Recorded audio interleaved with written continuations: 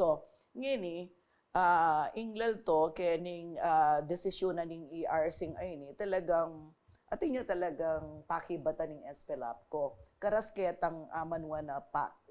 Kasi, balo mo oy ning confusing ne. Kasi panedang argument, itang pass-through ya mo, dinala niya karela. Banggit menan din ating yung sinabing ERC. Ote mo, papamayaran, makanano ita, attorney, nung lawen me, per ketang epira. Kasi, pagtakan ko, at paniyang makanyaning tang argumento na ning Espelapco, pass-through ya mo, man manakitan ka rin. Totoo po ita pass-through ya mo. Oo, pero naning obligasyon da. Well, if you can notice itang Roman numeral number 3 of the order, page 9. Okay. At yun po itang heading, the pass-through nature of the collected unapproved generation charges does not exculpate Espelapco from its violations. Kasi ang argument natin, na the collected generation charges are mere pass-through charges, okay, of which it gain no incentive or revenue kano. Okay?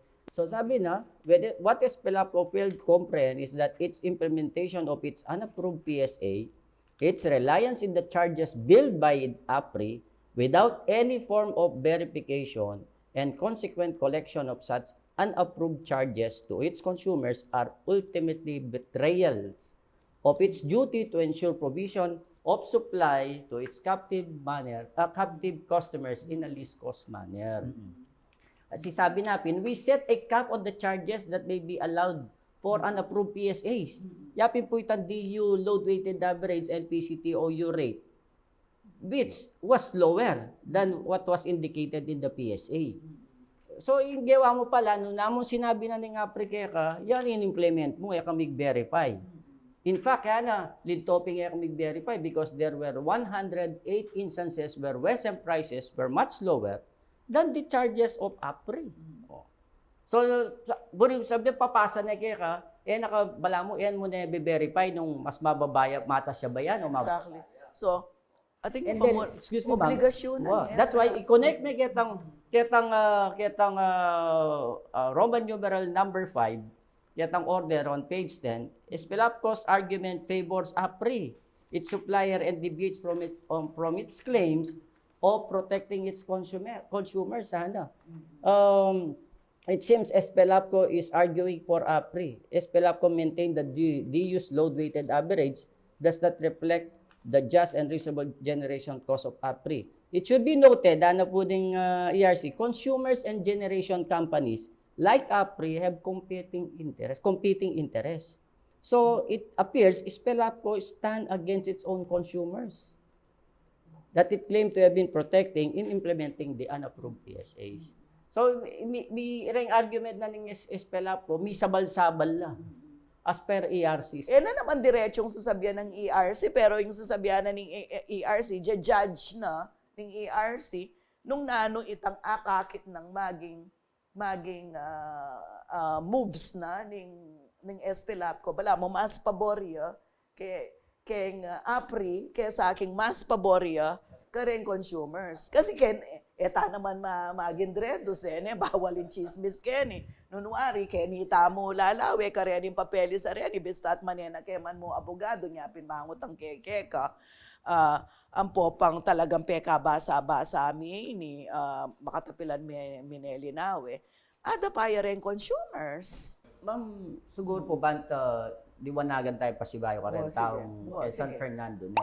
Hindi po kasi pisabihan na refund, yapin itang milaba sa kontrata nga pulong banwa. Tapong pulong banwa. Ita pong mag-reflect kening kasalukuyan tambil, magsan mo kantang February, tanang mo po, ang gayen po cover ditang 10-year contract. Pero kita po 10-year contract ka rin, linto, at niya palang sobrang siningil ng Espelapco na yung inutos ng ERC, ibalik ka rin tao. Now, inipong pisabyan kaya since February, nag-reflect na rin ang bayong charges at matasing kuryente, yung ginamit na ng Espelapco ka rin niya, pinitang kayang EPSA, Emergency Power Supply Agreement, which was good for 6 months only. May expire ng June. Kung naman, that's why kitang daan naman kay Senado. Anong gagawin nyo ngayon, na Patuloy pa rin nagpapataas ng presyo ang Espelapco, kasi kitang namin po Senator Tulfo, nanggawan yung ERC, Well, siyempre ERC, at that time, ala pa pong application, joint application for approval of EPSA na final na ng GN Power and Espelapco king ERC. So wala niyang marugong jurisdiction ng ERC. Kasi may upaya para mika EPSALA in DOE. Uli mag-issue yung certificate of exemption. Yes. And they were talagang trying to justify sa itang karelang pag-issue ng certificate of exemption. Sabi natin, force majeure and instances where peculiar to individual applicant. Kano. Pero kukuna nga na lang Senator Win Gatchalian Ketang hearing, ka rin yung force majeure ka rin, Impeke ba da, na may bigla ko, wali nga witness ko nakman mo makipag-indredos, macho ko dimdam kong malino, sinabi ding force majeure, itang mawalan lang kuryente din San Fernando, Pasko pa mo. Kaya sabi ng Win Gatchalian, Senator Win Gatchalian, baka yung maging force majeure ito. Kasi, antimo ni revelation yung gagamitan tamong generation supplier ready is WESM. At mo kitang panahon tayo de ginamit yung WESM. Kasi po kanong ma-expose la kayong high prices rin San Fernando. That's why big EPSALA. Kumusta yung WESM price? I don't know, I have not yet checked Pero miras lagi ang karelang pangilagan, iyang gagamitan din. Ating kung buring i-add kitang kareng side na rin consumers mo naman na attorney Kasi, ma'am, may gumpisayan February, di ba? Itang pamag-increase ing baluta naman, patse Marso, Abril, mapali, kaya ni kaya katamo So, natural mong sasabihan da rin power supplier, then distributor na, talaga pong mitatasing kuryente, patse makanyang panahon. Do, ating announcement na talagang may ka-adjustment karetang rates, they always credit it also. Anyways, karetang pamag-interview tamo, lagi din kikredit itang basican ko kasi konsumo. Anti mo mapali, mas may aircon ka ngayon, mas may blower ka, baka yan. Kaya akakit da na matasitang singil. Or mitatasisingil. Laging makanyan yung pakibat na po kasi kaya retang interview tamo. So, dening memalen, mangutang la na, magtiis na ako kung paga na ding aircon makatimer nepin, mag-blower na ako, baka yan pa mo rin. So, I think the timing also was very, sabintana mong, bala mo, sakto itang timing, uli na nitang summer, sagling sabihin na talaga pong matas yung konsumo kayong panahon ngayon. Baliyo po, kempong uling mayor na naman kapaditang kabud na chismis na. Oo naman. Balo pa din sabihan nyo. Baliyo pong kami through her instruction, kinuha kaming sample of actual billing statements from February 2023 to April 23. Kakapal na nanin. Karakal da pong memalen rin kaya kaming piksabyan, dyan da kaming sample. Harin po rin, consumer A to up to consumer J, halos 10. Metong la po rin statement, of course, these are mere allegations, yan naman po under oath, to be fair. Nung kapilan ni po balong niyo po magtas, pero ang kapilang kaya po magtipid, bakit po ka rin mas mitas yung kaya kaming kuryente? Unanimous, all of them were making the same allegation. So, itang sasabihan natin, sir, makanyan na mas matas pa, although summer, maraguling konsumo, pero balo da na rin tao Pagkadyan da na po ito at the same time. Ali talaga magtipid ka. O bat rugo nung kapilan, mi rugo pe katipid-tipid, karin dugo. Pati nga po nila kanong alabali. Makantayong daramdaman mi karen consumers, makanyan. So, ngayon basan tingin itang pamaglino gawa ng attorney dyan. Aparti itang 10 years, itang pabayad, itang ketang APRI, na a-discover mo by accident. Correct? Huling mausisay mayor. Bagkus man pong siguro aliwaya estado kembie. Apektado yan naman balo na naman yung konsumo ng kuryente pero bigla yung makanyan katas, po marayo dyan, pinakamababa taro mong kabalin, pare-pareho la reaksyon rich or poor, pareho la reaction kay ng aspeto na ning, let us say, sudden and probably unjustified increase of electricity or unexplained, ne? Yeah. Unexplained. Ito po sasabihan na rin tao, tutunan yan, ma'am, sirs, dati tanong mangutang kay kuryente, nung nanin data nga billing, bayaran tayo. Nung rugod ay bulan, makisabi tamo. Totoo. Inggewa yun, yan, kaka-Attorney Jet, ne?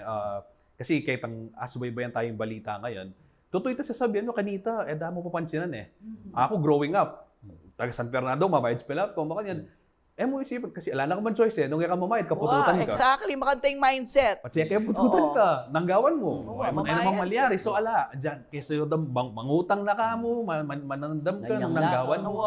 Paluwal me, bayaran me. Bayaran, Pero- bayaran. Pero ingikit na rin kaya katamong kabalin, ang pong gagawa tayong balita, pwede pala. Where in fact, Pwede yan palang questionan. pwede yung questionan. Mo itang may kaya kayo mo. O Wow. magreklamo kayo mo kaya sarili And I yun. would say, when you went to ERC, your party, Attorney Jet, with Mayor Kaluwag, tinukila naman din aluwang Mayor San Pampanga. Question dyan naman ng Pelco, aliwayan Yes. pisa sabihin nito, Yeah, retang Pelco 1, 2, 3, pero mintala naman. And I think, the city government of San Fernando, wala maging trailblazer ya in a way, Yes. ka rin, para paltoda na, kapag mo memalen, matas kuryente, magreklamo kayo, ating pwedeng gawan. Aliwa mo rin taga Pampanga eh. Pati ring other cities and other municipalities in different parts of the country, bala mo may dinan lang, may bukla la kaisipan na yung local government unit pala, lalo na yung mayor, pwede na palang questionan nung king akakit na ating bagay na agyong ipaliwanag nining distribution utility company para may proteksyonan la interest ding memalen. Kasi balo mo, keti ating pamag-aral eh. Keti kingyato. Ining pamag-aral ay ni makarikilya ka yung ekonomiya eh.